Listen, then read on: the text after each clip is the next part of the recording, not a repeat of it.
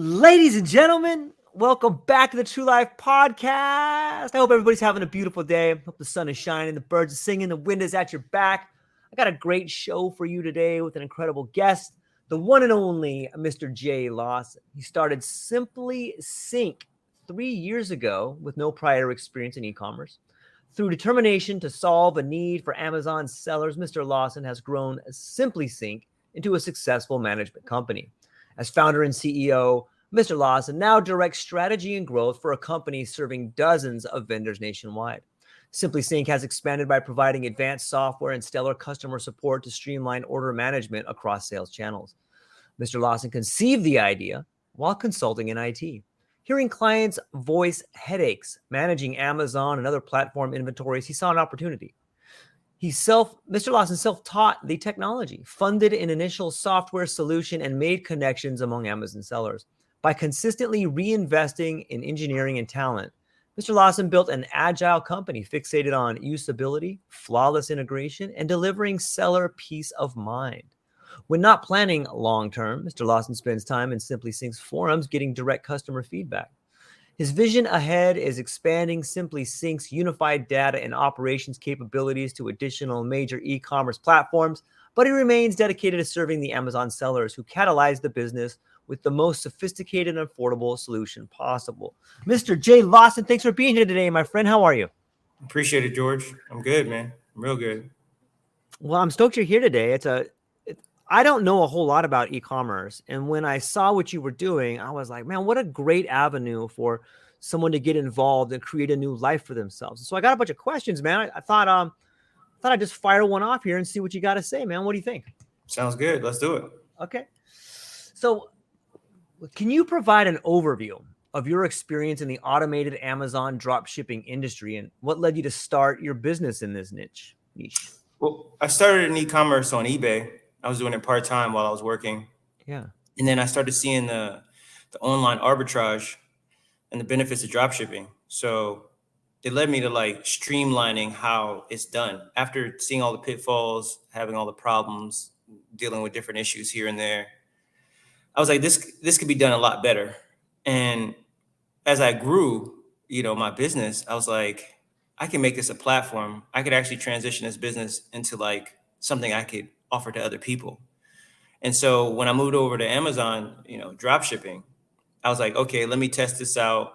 And once I built up enough experience and I saw enough of the issues that would arise and solve a lot of the problems, I was like, yeah, I think it's time to offer this to others. So me and my team opened up SimpliSync to do Amazon dropshipping and ungating for you. So you don't have to do anything. You just sign up with us and we take care of everything else.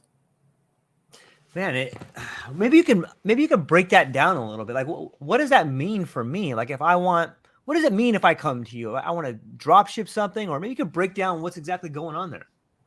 So, it's automation, right? So what we do is we have a bunch of software and we have a bunch of people that know how to manage the Amazon process. Right. So that's our advantage, right? We're efficient, we can scale, and we know how to save money. So when you save money by purchasing low and selling high, your gains are a lot higher. And so a lot of our suppliers that we use, they use our software as well to sync inventory, they fulfill orders, update tracking and everything else. So the Amazon model is pretty much buying at wholesale, selling at retail. So if you understand that, just that simple fact, then you'll understand what we're doing. We're just doing it at scale.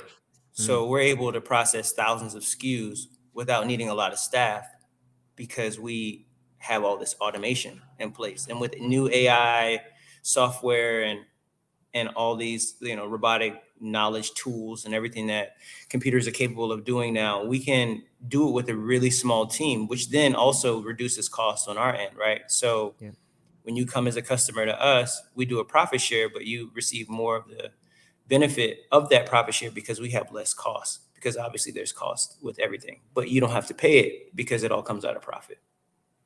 Yeah, it's a fascinating time to be alive. Well, I guess you've kind of already explained the process, but maybe you could just go a little deeper in explaining the process of ungating products on Amazon and the challenges businesses often face in this regard.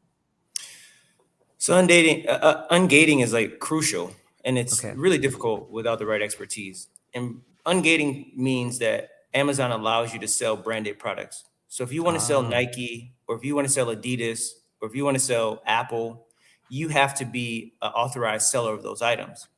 And when Amazon allows you to sell those items that are high in demand, people will buy them from you because, again, our goal is to get them at wholesale and sell them at retail or a little bit less than retail, so that people will be like, "Oh, I'll go to Amazon and buy it." Right? That's the goal. right. We can charge a less than retail price because we didn't pay, the highest cost when we purchased it.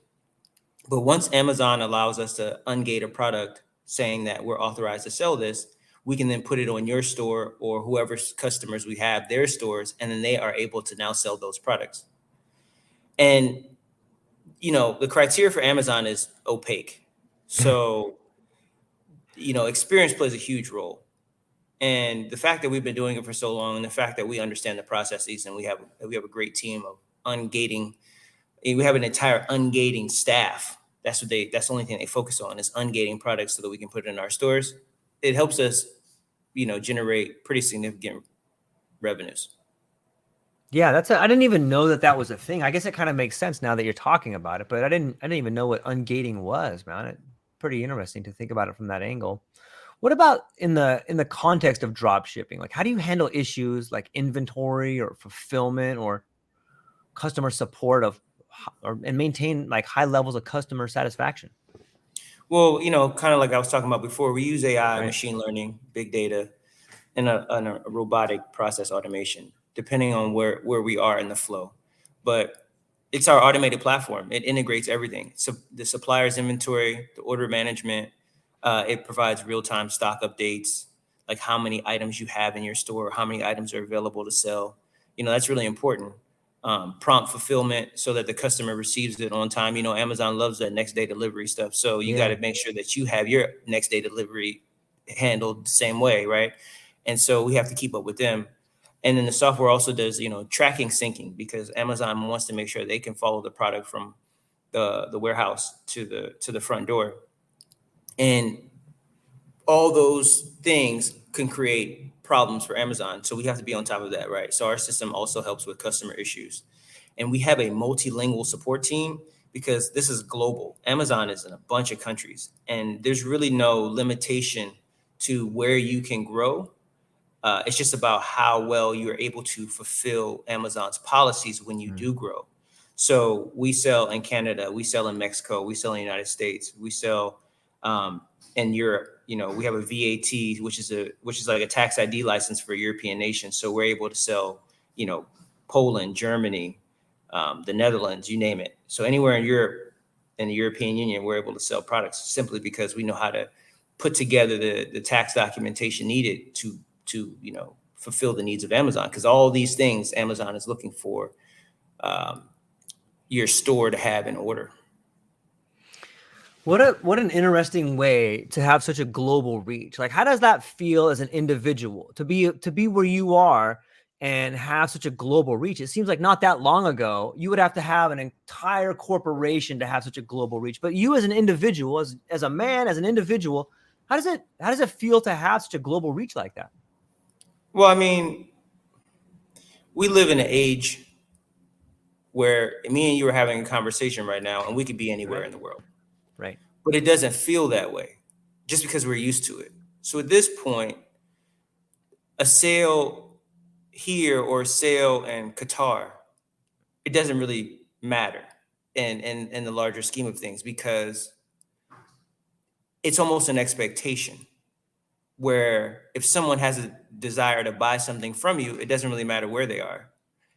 And because, I live in Hawaii and my entire entrepreneurial journey has been here, I've always dealt with clients outside of Hawaii, outside of the country, all over the world, engineers in Turkey, development teams in Asia, clients and manufacturers of products in China, clients in New York. So at this point, it's a normality Mm. to have that type of reach.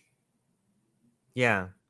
It's fascinating to me. Like, as I've known you for quite some time, and you are really great with relationships and very personable, and you have a very interesting and unique way of sort of cutting to the facts and figuring out who somebody is. I've always admired that about you. Are you able to use that same ability in your method of building relationships one-on-one? Are you able to put that into the business and kind of reach through the airwaves and know your customers that way? Well, you know me for a while. I like to play the background. Um, I'm a big fan of putting the right people in the right place, Right. right? So having a customer service person that is really personable and really empathetic and really, enjoys talking to people is an important part of any team. Right. I'll do it. I don't mind talking to people like I'm talking to you about it. I love this. I do this every day. I enjoy it. But I know there's other things that I need to also be doing. Right. And so having someone on the team that can fulfill that role is really important to me as well. Yeah, I can see that. And if you can find the right person for the job, it's like finding an extension of you to do the similar same things that you trust in there. Like, I guess kind of brings us to maybe you can share some insights on the tools and technologies that your business uses for automation in the drop shipping process. We've talked a little bit about AI, but how do these tools improve efficiency and accuracy? Well, a lot of it is proprietary, but I'll keep it as vague as I can, but Okay. as Okay. specific as I can at the same time. Right. So we use a lot of data science and market research to figure out what the high potential products are in each niche. So as an example, socks. You wouldn't think that socks are really popular, but they're really high in demand. A lot of people wear socks. And if you have the right sock at the right price, you'll be able to sell a lot of socks. And so, just as an example, one of our clients came to us and they were doing 6K a month in revenue. And this was they just plateaued. They had products in their store. They were like, okay, we're gonna come to you guys to see if you can help us increase our revenues. So we onboarded them, and in about 6 months, we were able to provide them a mix of different items that they should sell in their store, and we were able to grow their revenue to 20K a month. It Wow. was just by having the right tools, the right signals, the right search volume, having related products, knowing the right keywords. And then it's also Mm. seasonality and forecasting because wintertime is coming. And so people are going to buy sweaters. That's just a thing. They're going to buy jackets. They're going to buy winter clothes because it's wintertime is coming. So you have to be able to forecast, well, these things were popular last year. So maybe we should stock them again and then begin to test the market and say, okay, people are still buying this item.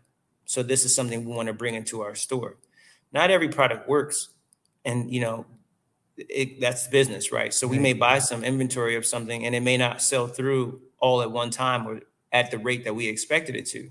But because we have a mix of items, it's never really an issue because we're always bringing in profit every month. We're profitable because, again, we're buying at such a low rate and we're selling at such a good margin that even the products that sit on the shelves for a little bit longer, we're not taking a loss on those products. Yeah, it's fascinating to think the evolution of the marketplace. When we were little, we'd go to the mall or Foot Locker to buy some new shoes, and they might not have your size, or they might not have the color or something like that.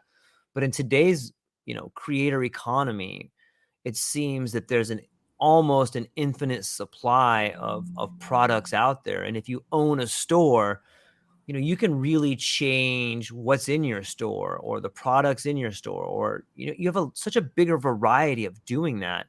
It seems on some level like that would be it would it takes a lot to figure the branding compiled with the strategy of it. What are some strategies that you use? I mean, you spoke about different seasons and stuff like that, but is there any way like you guys follow trends? Maybe that's proprietary, but what do you do about trends? Like, how do you forecast that?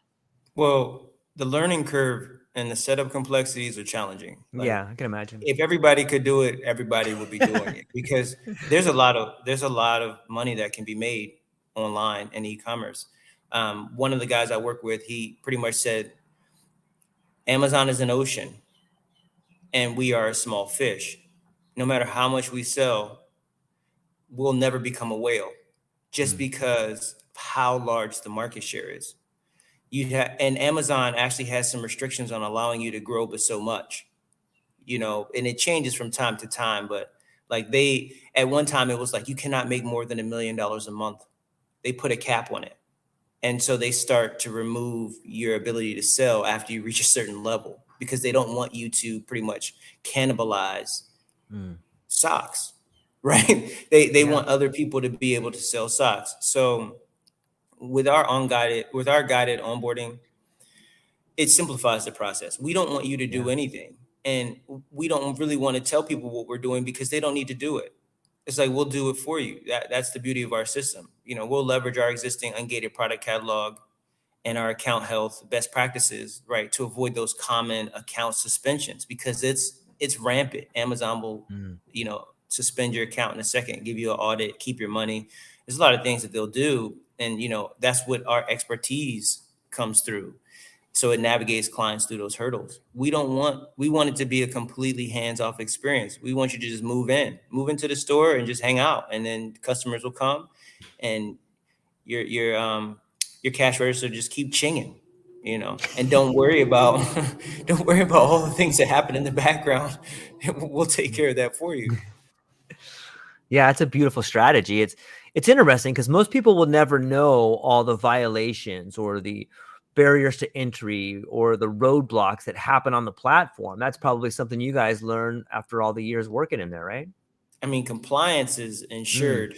We have to, because Amazon, like I said, is quick to take your money. They have no problem saying, okay, well, you made 40 grand this month, but you violated a policy. Yeah, we're not going to pay you. So then you'll never get that 40 grand back. You may have to hire an attorney and you still may never get it back. They have a really good system set up to keep your money. And so we're constantly, monitoring policies and holding inventory. If it violates a policy, we won't sell it, even if we bought it. And, for whatever reason, Amazon decides to change something and say, you can't sell this for whatever reason, we'll just hold it and we'll find other avenues. And so that we may have to bring on a Walmart store. We might have to bring on an eBay store, but as a customer, it doesn't matter, right? You'll still be like, oh, I sold through all my inventory, but we may have to have moved it through other channels. And so if quality issues arise, we quickly switch suppliers and pull a product, because we know that if somebody complains, Amazon is going to be like, sending us an email, you guys got to fix this thing. So we get ahead of those things before it even becomes a big issue. And we have automated systems, again, like I said, set up for refunds and support if we need to be proactive and resolve customer concerns. But it's a steep learning curve. Yeah, it sounds like it. But that's with anybody who becomes really good at what they do, or an expert, or becomes in the top of their field. It usually comes from getting ahead of the problems, getting ahead of the curve, and finding ways to solve problems or see them on the horizon. And it kind of sounds like that's what you guys have been doing for a while. Maybe you could, what about examples? Like, maybe we've been talking about what can happen and what might happen, but can you give an example of a successful case where your business helped a client achieve significant results through automated shipping on Amazon? Well, yeah, I mean, similar to the one I just told you about, they came to us and they were stuck. We have clients that come to us that have stores. We have clients that come to us that have never sold on Amazon, but they've always desired to get into this business. And so for those customers, we have a system set up that pays them to set up their store. In essence, once they sign up, they don't have any fees. We'll handle all the inventory. We'll buy all the inventory. We'll sell all the inventory. And then we'll cut them a check. And then we'll just invoice them for the maintenance costs and the cost of the products. And we'll do a profit split. So we want customers to just come and learn the system and then just receive a check, because this game is so difficult to teach. And we don't want people to come to us and say, oh, you gave us this lesson and it failed because of XYZ. We don't know what they did after they took the lesson. We don't know how they, used the verbiage or the templates or the stock inventory schedule that we sent them. We'll never know. So we just say, you know what, don't worry about it. Just come to us and we'll do it for you. And so that person that I was referring to that came to us and they were stuck at $6,000 a month, and they were doing it. $6,000 a month is good money. That's not bad money. for a lot of people. But you have to take into consideration that probably only 30% of that was profit, because they have to buy inventory, they have to deal with returns and chargebacks, and it's their time, right? And so they're paying themselves a salary for doing all these things. They probably receiving $1,800 a month, $2,000 a month for a lot of work, and they're stuck. And they're like, how do I get over this hurdle? And, $2,000 a month, again, is not bad money for a side gig. But if you're trying to turn this into a full-time job, if you want to support your family and if you want to increase your lifestyle, your gains have to be a little bit bigger. And so when they came to us, they that's what they told us. They were like, we need to grow and we don't know how, and we don't know what we're doing wrong. And we were like, we'll just take it over for you. Don't worry about what you did wrong or what you're doing right. Because if we explain it to you, sure, you can go off and try it, but you're going to come back, because there's so many things you have to learn. You literally have to sit in our office every day to know what's going on with the Amazon policies, to know what's going on with eBay, Walmart, whatever e-commerce you're using, because it's evolving every single day. These companies don't stay still. And so we may have taught you something last week that may not apply to this week. And we can't just pick up the phone and call you and be like, oh, that thing we told you last week doesn't apply this week. And this is the reason why. So it's difficult to allow people to do it on their own. That's why we just do it for you. Like that sometimes that sounds like, it sounds like, is there any like trust issues? Like the people just come to you and you're like, we'll just do it all for you. Do they ever say like, why would you do it all for us? Well, that's the customer we don't want, to be completely honest with you. Okay. We want the customer that's looking for residual income with no work. There's a lot of people out there that would just like to receive residual income and do nothing. So that's the customer we're looking for. Obviously, we're doing it for a reason, right? So Amazon allows us only to have one store per household. That's their thing. But we have warehouses of inventory.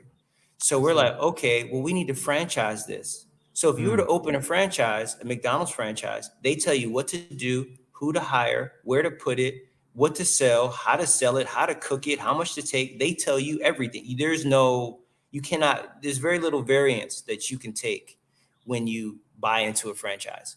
This is a very similar model. We're saying, these are the employees, this is the store location, this is the inventory, this is how much it's going to sell for. The only difference is you don't have to go to work every day. You don't have to manage the employees. We do all that for you. So in essence, we put a manager in your store for you. The only thing you need to do is open your store. And what that allows us to do is move more of our ungated products. So if we have 100,000 socks, well, one store may only be able to move 10,000 socks a month just because of a multitude of reasons: location, buying patterns, Amazon's algorithm. So if we have 2 stores, we may be able to move 20,000 socks a month. And in 3 stores, 30. So we're now able to move through the inventory that we've already have in our warehouses. And that's why we're like, don't worry about what we do or why we do it. We want to just do it for you. And the only thing you need to do is open a store. I see. The more outlets you have, the more product you can move, and then the more everybody makes. I get exactly. it. That's fascinating. It's an interesting concept to and then we have investors as a side. We have investors that say, okay, at certain thresholds, we want to buy more inventory. So if we move through those 100,000 socks in a month, let's just say that was one of the inventory goals. You can move 100,000 units in a month. Okay, well, we're going to now ingest more money into the company. So now you can buy 250,000 socks a month. So, okay, well, now the people that are already in our stores, the customers that are already attached to SimpliSync, their profits will increase because now we have more inventory to move through their stores. And so they did nothing, but now their payments just get bigger. And they, if you ask why, it's because we had a capital infusion and we were able to purchase more inventory, which then means we're able to make more sales. Because one of the biggest things that happened with our stores when we first started, we would sell through inventory in 3 days. But Amazon takes 2 weeks to pay you and a third week, depending on your bank. So they'll send the invoice or they'll send the money, but it takes a week for the bank to process it. So that's 21 days that we wait before we can purchase more inventory. So Amazon, we sell through products in 3 days, then we have to wait another 21 days or 18 days before we can purchase more inventory. So in essence, we only get paid once a month. And so we're like, how do we scale? We can't scale like this because we are constantly waiting for money, and we sell through all these socks in 3 days. And so, okay, George opened the store. Great. So now we move through double the amount of inventory in the same 3 days, and then we're able to recoup the next time. And so that's why we want to bring on stores, so that we can, in essence, purchase more inventory to make more sales. Yeah, it makes sense. It's an interesting concept, and I think it's something that's only begun to evolve in this digital landscape and like this creator economy. It's fascinating to see the way in which the food chain moves, or the waves in which it comes, whatever mode of capitalism it is. It just seems that there's this new method of finding ways to do it. It's awesome to see in this. What are some common pitfalls and challenges that entrepreneurs may encounter when entering the automated business such as this one? Like how do you overcome these kind of obstacles? Well, again, we want people to come to us Right. and let us do it. There's so many things that are happening, like I was saying before, and every day you'd have to sit in our office. Just as an example, there's some emerging trends that are happening right now, like voice shopping or, personalization that we can't even see. We can't even forecast. People go on Instagram and touch a shirt and it tells the price, and they can just hit the buy button. Well, how do we then forecast that a celebrity is going to wear this shirt and 100,000 units are going to need to be sold in a week? Right. And so trying to keep up with that, trying to tie into those softwares that already exist and find ways to incorporate ourselves in their algorithms. These are things we can't teach. And these are pitfalls that will exist because so many things will come along with that. So if we go back to inventory, if you say you have a certain amount of inventory in your store and you sell somebody a product and you don't have the inventory, Amazon notes that. But you may not have been able to keep up. That's just one pitfall. And that's the ding on your account. If you end up selling that sweater or shirt that I was just talking about, celebrity wore, but you weren't ungated to do that, well, that's a violation because now you're selling a brand you're not allowed to sell. But as a newcomer coming on, you may not be considering these things. Oh, I can't sell this particular shirt or these particular shoes or sunglasses or whatever it is because I don't have the rights. How do I get the rights? How do I go walk the process of ungating a product? Or if you're doing FBA, which is fulfilled by Amazon, you have to send product to their warehouse. Well, if you send product to their warehouse and has defects, well, you're going to have a problem because Amazon's not going to move through that inventory. So before you ship it, you have to have somebody there that's going to do quality management. But if you have a pallet of whatever you're shipping from one warehouse to Amazon's warehouse, and it's not even in the state that you live, how are you going to make sure that that inventory is not damaged? Amazon doesn't care if it arrives damaged or not. They didn't pay for it. They're going to get their cut after they sell through it.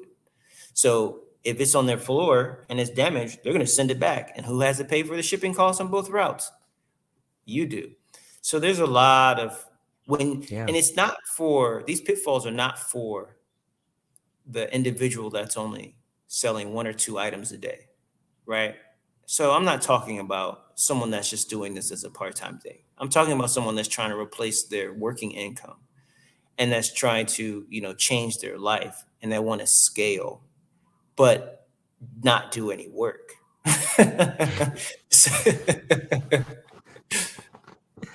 Yeah, it's fascinating to see, like, kind of pull the curtain back and get to see what's happening behind there, and get to see all the regulations and pitfalls and obstacles. And I guess that kind of gets into the idea of compliance with Amazon's policies and regulations is too.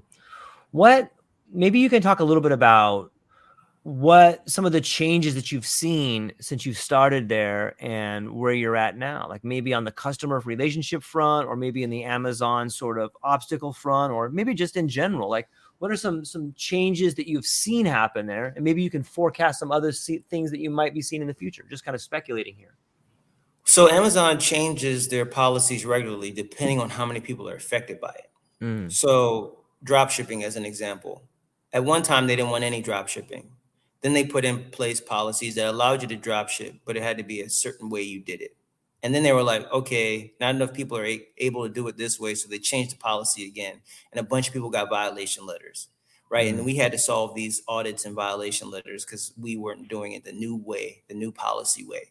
So then we had to change the complete way we do it, but we have to figure these things out along the way, right? And so it's ever evolving, and these things are ever changing, and these policies are ever moving.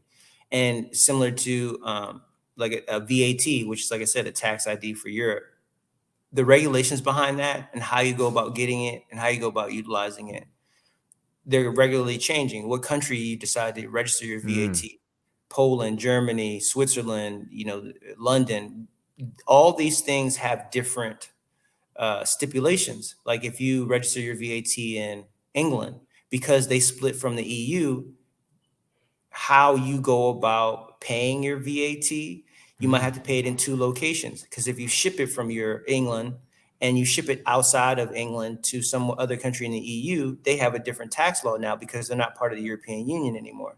So that was a major shift. It was like, okay, so Yeah. anybody that's registered with the VAT in England, you might want to consider getting a VAT in Germany or Poland or another place because you don't want to necessarily ship things out of England. You might be able to ship them into England without having to deal with that regulation. And then you have to deal with customs as well. Customs is a big thing, and that's also ever changing depending on what the global climate is. If there's a war zone or if there's, Mm. there's unrest in one location or the next, and you're trying to move product via flight or train or boat between two different nations, you might have a problem. There's a lot of countries that we deal with or that we don't deal with specifically because of those reasons. It's like we know that this is unstable and we don't want to move product through here or around here or by here just because it's a high possibility that it may not make it to its final destination. So there's so many things that you have to take into consideration when you try to scale. And again, like I said, this is not for the individual that's trying to sell, you know, one thing to a person and then the state next to them. This is Right. someone that's trying to move pallets of product from one country to another country via air, land, or sea. Yeah. Do you find the same trends? I know that over the last few years in the news and just from what I have seen, we're kind of seeing a trend away from brick and mortar stores and like the world of e-commerce is exploding. Is that trend still happening? Do you see it more and more where you're at? And is e-commerce affected by the same sort of issues that brick and mortar is? Okay, so before SimpliSync, I had another startup that was in retail, Mm. and then COVID hit, and then it changed everything. Right. And brick and mortar was the standard up until it wasn't that huge of a shift. Amazon was, playing a huge part, but COVID definitely completely changed the landscape because it became a necessity to be able to receive product without leaving your general vicinity. And once people realized how easy it was, we're a populace of convenience. We like to have what we like to have right now and not have to spend any additional effort trying to get that thing. Yeah. So automation and on demand products will never go away. It's only going to increase. And Right. not only that, now refrigerators are smart. So it knows what groceries you have. You can now, put your toilet tissue on automatic repeat, diapers on automatic Yeah. repeat. So then every 35 days, it just lands at your door. You don't even have to think about it anymore. And so brick and mortar is going to have a tough go, but people also want to commune. They want to be in a community environment. People like going to the mall, Sure. even just to walk around, even just to be with their friends and have that space to, be free. So I think brick and mortars will have to evolve similar to the commercial real estate. Yeah. They're going to have to evolve because the buildings already exist. It'd be too expensive to tear them down. And so They just have to change into something else. And with Amazon and e-commerce, they're already so far ahead. They know what's happening and they have their finger on the pulse. As long as you can keep up with what they're doing, I don't think there's going to be much of an issue. Yeah. As you're talking, I'm reminded of like a whole new set of valuable, profitable product, and that is the product of information. It seems to me when you're talking about people buying or ordering stuff online that they're giving up all this like information to Amazon to build like a customer profile on them and stuff. What do you guys do to make sure that your customers' information stays safe? Well, that's truly the security. We're relying on the security of Google. Right. We're relying on the security of Amazon, because just to open a store, Amazon wants to know exactly who you are. Right. They already build a profile. There's no way to get around it. If you want to own a store, it's kind of like if you had a brick and mortar. The state is going to want to know who you are, what your financials are, Sure. births, that you're a real person, that you don't have any felonies, right? The state wants to know all the same things that Amazon wants to know. It's just the fact that it's on the cloud. And you hear of a lot of security breaches that happen with all these multinationals. Even banks. I mean, banks are getting hacked. I mean, you can buy people's information on the dark web. There is a risk in taking a risk, but it's actually, by opening a store, Sure. but there's even more risk by being left behind. And so you have to weigh it to say, well, do I want to work every day for the rest of my life where my job actually may not be available for the rest of my life? Or do I want to find a way to slowly replace my working income so I can do the things that I love to do? And that's kind of, where we see as a company this thing going, because you hear things all the time similar to, what is it? The income they were giving people, universal basic income. They say those policies actually work. They tested it in about 8 states, and they said the people that they gave money to, they actually improved their life, their livelihood, and they were able to do the things they needed to do to get to the next rung of their social climb. But a lot of those systems were funded by individual investors, which is funny. Right. So the individual investors are like, I want to give back to the community that I live in so that it's not as dangerous for my kids. And so let me help the people that are, in a bad situation in my neighborhood so my neighborhood can become safer. My property values go up. It's just overall better. And so that's what we're doing with SimpliSync. We're saying, hey, we're not asking you to do anything. You literally just have to sign up, go through the process of starting a store, and we'll manage it for you, because we want everybody's boat to rise with the tide, not just ours. Ours is going to rise, but we're going to end up plateauing like this guy that came to us. Eventually, we don't want to plateau. We want to continue to grow. And in doing so, we want to help others that helped us grow. Yeah, it's a great analogy. And I think that it's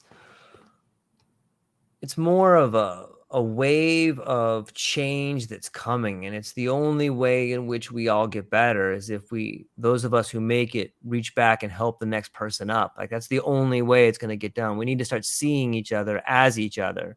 When you do that, you start realizing that, if you look outside your house and you see a bunch of, people that are hurting, that are dying, like, well, what does that say about your community? What does that say about you? What does it say about your neighbors? If you can help, you should do that. It sounds like an awesome model, and I totally agree. What about if we pan back a little bit and we talk about your entrepreneurial journey? Do you think a lot of the previous things that you have started up have helped you be where you are today, especially in this venture? So I've been in IT startups for maybe 12 years now. And the ones that failed were based around team. If the right team wasn't involved in the business model, it was destined to fail. Now, you don't know that going in. Right. But that is like one major thing. The second thing was, when we built these businesses, a lot of the time we were just looking to benefit from the system. We were looking to just take, Hmm. right? We were looking to extract value from whoever was willing to pay for it. And the longer I went along in my journey, I started to look for ways to not only build businesses, but help others build businesses as well, because I felt that that was the best way to grow the business model that we were working on. If others were involved and they were also benefiting, you receive this community of people that are like, yeah, this works. We want to do this thing. But the issue with that was a lot of people don't want to get financially invested in something they didn't create. So even if you say, I have this business that works, but you have to pay this much money to get involved, people are like, oh, I don't know if I want to do that. And they're like, okay, well, this thing works. You can kind of look at my lifestyle and see, I can show you, deposits and checks and slips and all this stuff. But they're like, yeah, but it's not for me. Well, okay. So this SimpliSync model was like, just remove all of the doubt, remove all of the barriers to entry, because the people that understand the value of residual income, they'll join. You won't have to convince them. They'll be like, oh, I understand what you're doing. Similar to people that invest in real estate or that invest in stocks to hold, not stocks to trade, stocks to hold. They're like, I'm not buying this today for me. I'm buying this for the future. And so SimpliSync, when we originally came up with it, we initially were doing another startup I was working on before COVID, was we were taking the proceeds from the products we were selling and creating scholarships for college students. And the model really resonated because college students are deeply in debt, or they're going to become deeply in debt, and they're the federal government is looking for ways to stop that right now, right? So we were trying to do our part. And so what we realized was, okay, if we're able to figure out a way to make sure other people benefit without having to do much work, we'll be able to do a greater job at helping, and a greater job of marketing, and a greater job of expanding and growth. And so that's how SimpliSync came about, because we're like, we want to say in 4 years, if you're with us for 4 years, you'll be able to pay off your college tuition. You'll be able to pay off that debt. If you just save the money that we gave you for the 4 years that you're with us, you won't have any student loans or student debt or whatever. That is the goal behind what we're talking about when we do this. So if you look at, obviously predictions are hard, and predictions about the future are really hard. But if you were to look at how much you've grown in the last few years and apply that to the next 4 years, is there some sort of projections, or do you have goals to hit like a certain number of stores, or what does your projected growth look like when you pan back and look at it? Well, personally, my goal is to hit 100 stores, because I know that we'll be able to sell through our inventory. We'll be able to bring in a large enough investment where the people that are getting checks every 2 weeks, they'll be pretty happy with, their bank account increasing at significant levels at 100 stores. After that, I'm not one of those startup founders that's like, I need to have 1 million users or 10 million users, or, I want to go public. Like, I saw those things. Oh, I want to sell to the highest bidder. It's never been my goal. I've seen it, but my lifestyle already is satisfactory. I'm okay. I'm good where I'm at. So if I can help 100 people get to where I'm at, or close to it, or in the realm, or whatever, achieve their goals financially, I feel like I've done good as a human. I've affected 100 families, maybe not families, but 100 individuals that may have families, and they'll be good for however long, we continue to run this business for. And so that's my projection. I'm not trying to scale to infinity. It's too much work, and it's unnecessary, because the margins are already significant. So even 100 is a lot, like, Right. but yeah, that's the goal. Yeah, I like it. It's sometimes it's the unrealistic goals or the unrealistic dreams that cause the breakup in companies or relationships. And that's when the corruption kind of seeks in, is when you have these incredible numbers and you're like, wait a minute, like, what am I doing? It's easy to lose track of what's important when you start taking the important things out of the equation, if that kind of makes sense. And I know why I'm doing this. Again, Yeah. when we were giving out scholarships, it was very similar ideas. Like, we wanted to give out 1,000 scholarships. And if not for COVID, probably would have been at that point at this point. We'd have probably been close to it, maybe in 700 realm, because we already had the ability to scale. We already had the investors, we already had the platform, we already had the strategy locked, And so that was the same. Like at 1,000 scholarships, maybe we just keep rolling 1,000. Like every time somebody graduates, okay, we put one back into the system. But it wasn't like, let's 100,000 scholarships. That's just it's too much.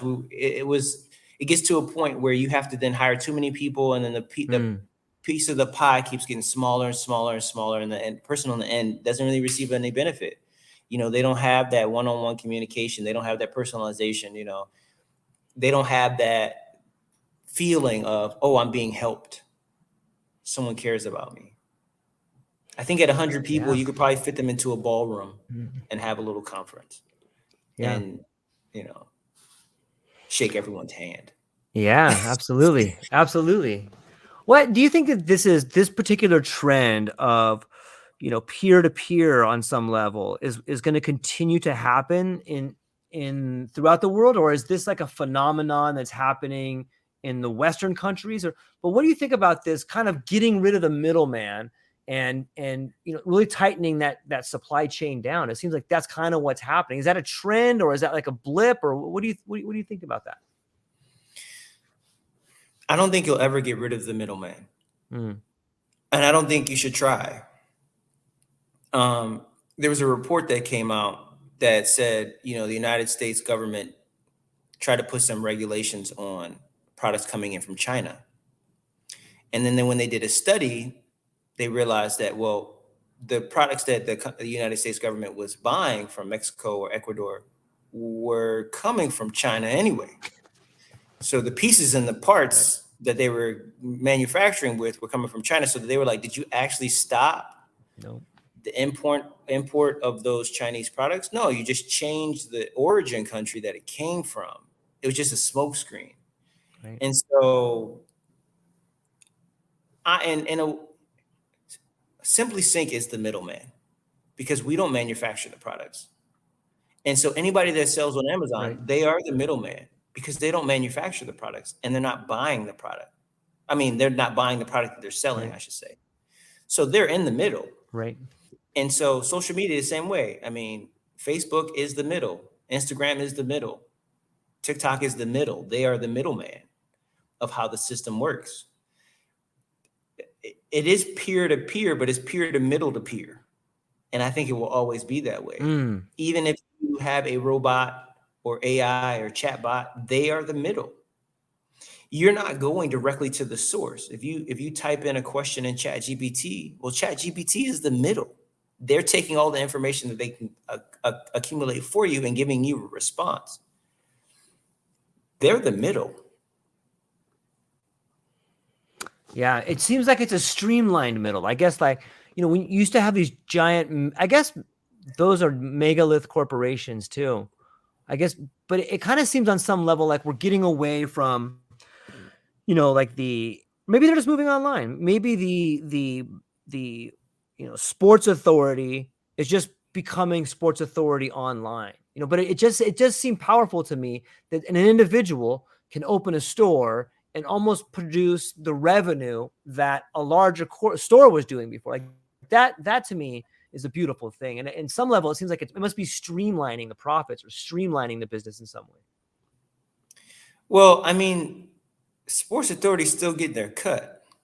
Right. So if they're manufacturing and they're selling a wholesale, if sports authority is selling a wholesale, I mean, if you're buying it directly from Nike, that's one thing. But how many people are going to get that contract? Not that many. You still have to buy it from Sports Authority. Sports Authority is still getting their markup. And I read a report the other day that pretty much says, you know, all these larger brands, the reasons why they give their product to influencers is because they know once that influencer wears that thing or promotes that thing, their audience is way bigger in some respects than the product itself. Mm. You know, that jacket or shoes or whatever, glasses, the manufacturer of that may only make 10,000 units, 100,000 units. And if you give it to 5 influencers and their reach is 1 million people, they may be able to sell all the units they manufactured within that time frame of, you know, whatever their goal was, for just giving away 5 to 10 of those units. But that influencer becomes the middle. The manufacturer still gets their cut. The brand still gets their cut. You know, it's just a new way of marketing. So when I open my store for Nike socks and I open 100 more stores that sell the same Nike socks, Nike's not taking a cut. I mean, they're getting their profit. They're not taking, you know, they're not taking any losses. Right. So allowing me to open a store on their behalf is beneficial to them. Yeah, it's a brave new world out there, and I like the way in which you describe it as a different way of marketing and a more robust exchange that's happening and right to the customer and being able to help out people along the way. I think it's a great process and a great program. You know, I guess we're getting ready to come up on an hour right here, but where can people find you at, Jay? Like if they wanted to come to you and learn more about what you're doing, how do they open a store? What's going on here? Like where would they go to find you? So just so people understand, you know, our experience in proprietary automation enabled the new sellers to like instantly compete at the highest levels, you know, while remaining compliant. So we're not looking for the person that's just like, I just want to open a store and sell cookies. Do that. You don't need us, you know. But if you want to sell truckloads of cookies, well, they also have to fit within the realm of, do people want these cookies? Right. You can't come to us and be like, I want to sell these specific cookies, because we're not going to be able to sell those cookies for you. We're not in the business of selling cookies. We're in the business of selling products that people buy in large volumes. So that is the first thing they need to understand before they come to SimpliSync. But they can go to simplisync.us and they can, you know, fill out the form.